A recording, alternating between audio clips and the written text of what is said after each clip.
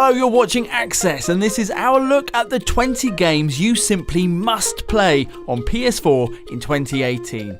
A list that includes leading an Android revolution, eating the population of London, and creating literally anything at all and sharing it with the world. First of all though, it mostly includes this.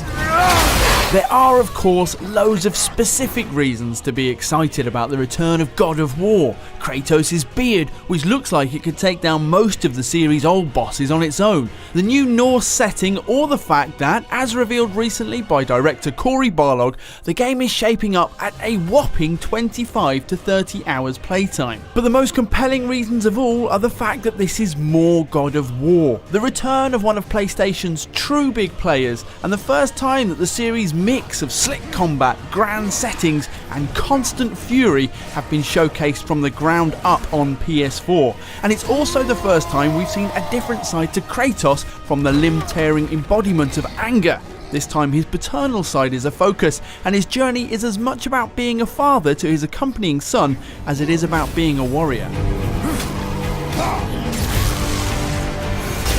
Dragon Ball FighterZ is the game I've been wanting for about 15 years now, ever since my daily ritual of running home from school to stick Cartoon Network on and watching Goku power up to Super Saiyan whatever it is now for 20 minutes. You'll have heard this said lots, but I'm going to say it again. Dragon Ball FighterZ is exactly like playing the show. The crisp, vibrant colours, the faster than the human eye can detect punch flurries, the outrageous floor to air to floor again combos, the teleporting, the kamehamehaing. It's wonderful and smooth and brutal, with a character roster that includes all your favourites. And Krillin, and just wait till you see some of the finishers. Your eyes will be popping out your head like Hercule at the Cell Games. January the 26th, hurry up please. Timeless is a word often used to describe Eco and its follow-up Shadow of the Colossus, and to be fair, it's proving pretty accurate. To sate the needs of fans demanding more heartbreak, scale and unique action following the long-awaited release of The Last Guardian, Shadow of the Colossus is getting the full remaster treatment and will be arriving again in February. Its wide open plains and mammoth wandering giants looking more spectacular than ever. A perfect way to revisit the surest of classics, or a wonderful opportunity to discover something extraordinary. If you're a fan of JRPGs or just things that are brilliant, then you absolutely have to play Ni no Kuni 2 Revenant Kingdom when it launches on PS4 on the 23rd of March. This sequel to one of the most critically acclaimed role players of the last decade is set hundreds of years after its predecessor, so don't worry if you never played the original. Ni no Kuni 2 is a brand new story with a fresh cast of characters, although series veterans will be familiar with the gorgeous Studio Ghibli-inspired world in which it's set. You control Evan Pettywhisker Tildrum, a young boy on a quest to reclaim his throne. Naturally, this means battling hordes of magical nasties, hiking across a beautiful and varied open world, and teaming up with a band of ragtag adventurers. Classic JRPG fare, but executed with expert flair by developer level 5. Basically, get Ni no Kuni 2 Revenant Kingdom on your wish list like yesterday. Vampire was one of our favourite finds at E3 2017, a supernatural action RPG set in a gothic early 20th century London, developed by the studio behind Life is Strange and Remember Me. It has an independent spirit backed up by blockbuster ambition, and the results are interesting. Our vampiric protagonist, Jonathan Reed, is also a doctor, his desire to help the sick tempered by his need to, eat people. The game's semi-open world, with neighbourhood hubs comprised of fixed populations, plays into this tension. Reed can investigate London's population to single out the wicked for a midnight snack, or, if you choose, he can just eat literally everybody. There's nothing else quite like this on the horizon. Expect to find us feasting on the unworthy in the first half of 2018. If you're after something a little different this year, and if you're a fan of 80s nostalgia, then you must play Crossing Souls, an awesome top-down action-adventure that just bleeds retro cool, from the pixel art style to the fully animated cutscenes that look every inch like the brilliant cartoons you'd wake up for at 7 AM every Saturday morning when you were a kid. In Crossing Souls, you can freely switch control between a gang of friends, each with their own unique method of combat and traversal. Making use of each will help you take down bosses and solve puzzles, but then you can also use the Duat Stone, a magical item that sends you to the world of the dead. This opens up brand new passageways which aid in your quest, which is just really cool. So yeah, a gang of teenage friends caught up in a supernatural adventure. Fans of the Goonies, E.T., Super 8 and Stranger Things, get Crossing Souls in your 2018 diary now. It's coming out on the 13th of February. This one's easy. Far Cry 5 has the same open world, choose your own carnage approach as the other Far Cry games, except this time you're fighting Christian cultists in the mountains of Montana and you have a dog. Well, technically you could choose from one of 3 companions, with a sniping lady or a plane flying man your other options, but since there's a button to pet the dog, you obviously have a dog. You can also blow things up, fly a plane, catch fish, punch a cow, all the essentials really, when the game releases in March. In case you didn't know, our next entry, Monster Hunter World, is kind of a big deal. Big in that the open world is massive, big in that the monsters you'll hunt make Jurassic Park look like a petting zoo, and big in the sense that the Monster Hunter series has, to date, sold more than 40 million copies worldwide, which makes the fact that Monster Hunter is returning to PlayStation for the first time in years incredibly exciting. Naturally, it's the most beautiful looking Monster Hunter ever, but the main draw has to be the fact you can battle monsters in 4-player co-op in some of the most incredible environments in the series to date. These aren't traditional boss battles with predetermined boundaries. The entire world is your stage and can be used to your advantage. Maybe you'll get up high and mount your enemy. Perhaps you'll snare them with an environmental trap or lure them into the nest of an even bigger monster. The possibilities, much like our excitement levels, are endless.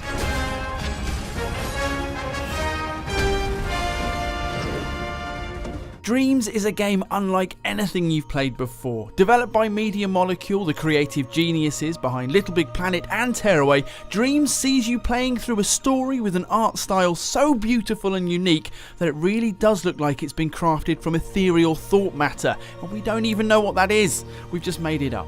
Apt, seeing as how you can also create your own levels inside Dreams as well, with a flexible toolkit that means the only limit is your imagination. We can't wait to see the wondrous places the community takes this game. It's going to be incredible. Coming to both PS4 and PS Vita in February is Secret of Mana, a from-the-ground-up remake of the classic action RPG originally released in 1993. This is massive, one of the most important and critically acclaimed games of its generation. Secret of Mana has held a special place in fans' hearts for over 2 decades. With vibrant visuals, a compelling story, memorable characters, and simple yet effective combat, it's easy to see why. While most top-down RPGs at the time opted for a turn-based system, Secret of Mana went real-time, offering an exciting immediacy that made gameplay fresh and rewarding. And now it's coming to PlayStation in full 3D, in high definition, and with voice acting. Massively exciting for fans who can't wait to play it again, but perhaps even more exciting for those of you who never played it the first time round. Do you remember when Assassin's Creed 4 Black Flag came out and everyone was like, man, I wish Ubisoft would take the ship stuff and just do a Pirates game on its own, and then they did, and that game is Skull and Bones. It's 1721 and you're a pirate, obviously, and it's your job to go to the Indian Ocean and pirate things, which means engaging in tactical naval battles, singing sea shanties with your crew, and enjoying such banter from the men as, "Oi, do you fancy snorting some fish piss?" Not really, unnamed crew member, but we will be sailing the heck out of the seas when Skull and Bones arrives at the end of next year. If you like your RPGs grounded and realistic, then you need to pay attention to Kingdom Come Deliverance, which, if you're after a quick pitch, is basically like Skyrim without the magic and the dragons. Set in the early 15th century in the medieval Kingdom of Bohemia in what is now modern-day Czech Republic, Kingdom Come prides itself on realism and historical accuracy. Everything from the towns you visit to the armour you wear is based on real life. In fact, the only fictional thing is you, Henry, a man on a quest to avenge the murder of his family. There's as much to do as you'd expect from a massive open world RPG, but crucially you can choose how and when you do those things. It's almost guaranteed no two playthroughs will be exactly the same. Plus, we're massively into that flat grey-green colour palette. Warhorse Studios has nailed the look and feel of rural Europe, and we can't wait to gallop through those wet, muddy fields. If someone asked, would you like a vast open world sci-fi shooter from the makers of the original Mass Effect trilogy, the answer is obviously yes. Yes, and I hope it looks like the gameplay we've seen so far of Anthem, because that game is Anthem. It looks Destiny-ish with plenty of loot and shared world mechanics, Titanfall-ish with exosuits which, without getting too excited, seem to fly, and also Avatar-ish with the portion of the game shown off so far taking place in a lush, exotic foreign planet. More importantly, it also looks very we want it right now-ish, although for now we'll have to wait until the game gets a confirmed release date. Telling you to play our next entry is like telling you to breathe air. I mean, obviously you're going to get Red Dead Redemption 2 when it launches in 2018, because it's going to be the biggest thing since the first Red Dead Redemption. You know what to expect here. An enormous, beautiful open world, eccentric characters, amazing missions, the feel of a Sergio Leone spaghetti western, haunting silence, huge open spaces, and then sharp bursts of brutal action. You'll be controlling Arthur Morgan, a member of Dutch's gang, who you'll remember from the first game, an outlaw who looks really good in a hat and who, we're assuming, is handy on horseback and with a revolver. As well as an epic single-player story, there's also the online multiplayer to look forward to, which, if GTA Online is anything to go by, is going to be an absolute life swallower. To say we're hyped doesn't even come close to describing how excited we are for Red Dead Redemption 2. Next on our list is Code Vein, and don't be annoyed when we tell you it's a bit like Dark Souls, which is something a lot of you seem to enjoy these days, because the game really is a lot like Dark Souls, deliberately so. Director Hiroshi Yoshimura is on record as wanting to combine the high-pressure thrill of From Software's game with the deep narrative and anime visuals of his own previous hit, God Eater. Early gameplay suggests he's doing a fine job in a post-apocalyptic setting with touches of vampire mythology, and while Code Vein doesn't have a fixed release date, whenever it arrives, we'll be waiting for it. We're probably jinxing it by sticking it on this list, but Kingdom Hearts 3 is definitely probably coming out in 2018, we sort of promise. I've personally been waiting for this for over 10 years, despite the fact there have been some awesome Kingdom Hearts titles released during that time, introducing cool new characters and a plot more complicated than Quantum Entanglement. But come on, you know they don't really count. We want to know what happens to Sora and Riku and Kairi, to King Mickey and Donald and Goofy. We want new Disney worlds like Tangled and Big Hero 6 and Toy Story, and some other unannounced ones that we can speculate about and get ridiculously excited for. We want massive open playing spaces and awesome cinematic combat. Basically, we want Kingdom Hearts 3, and this year, the year 2018 Anno Domini, we're totally, possibly, definitely going to get it. Nobody makes games like David Cage, to the point where some people can't even decide if they're actually games or like really pretty movies with buttons. Either way, we're hyped for Detroit Become Human, which sees Quantic Dream's uniquely engaging approach, this is the studio that can make putting on some trousers feel momentous, being applied to a full-on sci-fi scenario as humanity's android help start to break their programming and embark on a sentient revolution. This is not only high on our must-play list, It's also on our must play again to get the ending we actually wanted list too. Next up, we've got Dragon Quest XI Echoes of an Elusive Age. Now, this is a big deal. It's the first main entry installment of Dragon Quest on a PlayStation home console in Europe since Dragon Quest VIII on PS2, and that was one of the best JRPGs ever made. Dragon Quest XI is already out in Japan, where the series is so big they have a public holiday every time a new one comes out, and is heading to North America and PAL regions later in 2018. As usual, it's both gorgeous and massive, and sees you questing, yes, the clue is in the title, across an open world and clobbering monsters in traditional turn-based battles. The fact the whole thing sparkles with the art style of Dragon Ball creator Akira Toriyama is an added bonus. He designed all the characters and monsters, plus there are tons of side quests and mini-games to get stuck into. We cannot wait. Yakuza 6 The Song of Life is next up on our list, the latest entry in a series we're absolutely determined to make everybody play if you haven't already, and the reason is simple, they're all amazing. Yakuza 6 once again stars series main man Kazuma Kiryu as he wanders around the densely packed open world of Kamurocho, taking part in loads of mad side activities before winding down with a spot of exaggerated uber violence.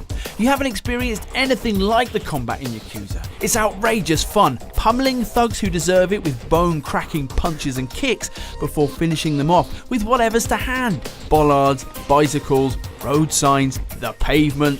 Plus, the story is brilliantly compelling and the characters larger than life and instantly memorable. Don't worry if you've never played a Yakuza game before either. They're easy to jump into and you'll be hooked in no time. So please, for your own good, play Yakuza 6. We're finishing big. Last on our list is Days Gone, the open-world post-apocalyptic action-adventure title from Bend Studio that puts you in the boots and on the growling motorbike of Deacon St. John, a drifter and bounty hunter at the end of the world. The good news is that this particular part of the end of the world is beautiful, made from the tall trees and trails of America's Pacific Northwest.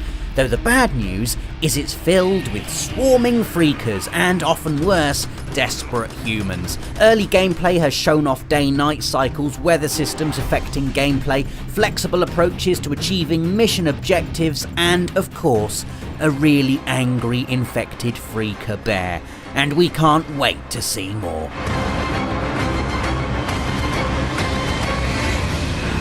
Phew! So there you have it, 20 essential PS4 games you absolutely have to play in 2018. Let us know which of these you're most excited for in the comments, or if there are any you think we've missed. Leave a like if you enjoyed the video, and don't forget to subscribe so you don't miss anything from the world of PlayStation.